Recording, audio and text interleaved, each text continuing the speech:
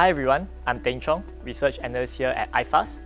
In this video, I'll be sharing the basics of investing in bonds. I will start off with the terminologies when it comes to bond. First off, what is a bond? A bond is a fixed income instrument that represents a loan made by an investor to a borrower. The borrower can be a corporate company or governments. So instead of going to the bank to borrow money, a company can get the money from investors who buy its bonds. In exchange for the money borrowed, the company will pay the investor interest payments at predetermined intervals, usually annually or semi-annually. The interest rate that the company pays to the investor is known as the coupon rate. When an investor subscribes to a new bond issuance, usually the issue price of the bond will be $1,000 or $100. Face value or par value is the amount the bond will be worth at maturity. Typically, the face value will be equal to the issue price.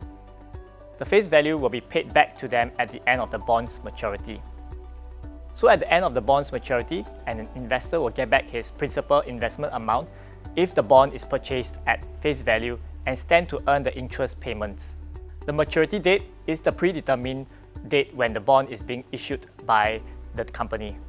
There are some bonds that do not have a maturity date, and the bond's coupon will be paid to perpetuity. These bonds are known as a perpetual bond. Investors may sell bonds on the secondary market just like stocks. Thus, if an investor buys a bond on discount, which is below $100, at maturity, the investor gains capital appreciation as the bond will be repaid at $100 and the coupon payment as well. A bond can be thought of as an IOU between the lender, which is the investor, and the borrower, which is the company. In case you forgot or got lost with all these new bond terms, let's recap on the bond terminologies mentioned.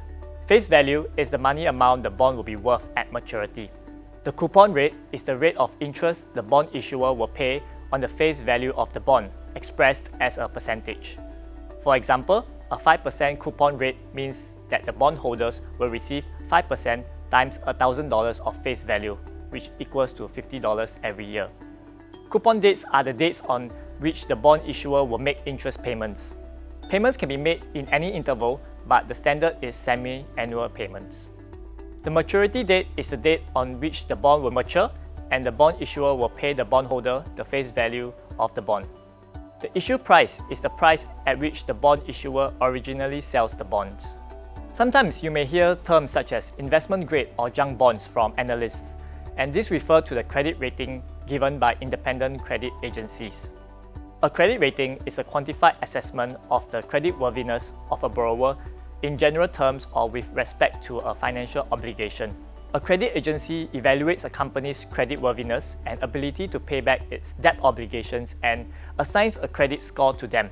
Typically, the score will be graded from AAA to D, with AAA being the highest quality in terms of credit and D being the lowest quality. The three big credit agencies are Moody's, S&P, and Fitch. From the chart, anything above Baa3 from Moody's or BBB- from S&P and Fitch are considered investment grade, where it is deemed as less risky in terms of creditworthiness. And anything from Ba1 from Moody's and BB+ from S&P and Fitch are considered as non-investment grade, or also known as junk bonds, and they have more risks. I will discuss the types of bonds available. Firstly, we have sovereign bonds. They usually refer to government-issued bonds from countries that have high levels of economic stability. These bonds are usually accorded high credit ratings from the three main credit rating agencies, as mentioned, S&P, Moody's, and Fitch. So examples include US Treasuries, Singapore government securities, and Hong Kong government bonds. Their bond yields form the basis for risk-free rates for investors in their respective countries. Next, we have quasi-sovereign bonds. Quasi-sovereign entities are companies with full or government ownership or control, or established under specific legal statutes. They usually enjoy support from the government, and examples of these include government agencies such as Singapore's Housing Development Board, HDB, one of the country's sovereign wealth funds, Temasek Holdings, or even Hong Kong's Kowloon Canton Railway Corp. Next, we have investment-grade corporate bonds. These are bonds issued by companies that have superior financial standing and a better ability to service debt. As previously mentioned, they are rated from AAA to BBB- on the S&P and Fitch rating scale, or AAA to Baa3 on Moody's.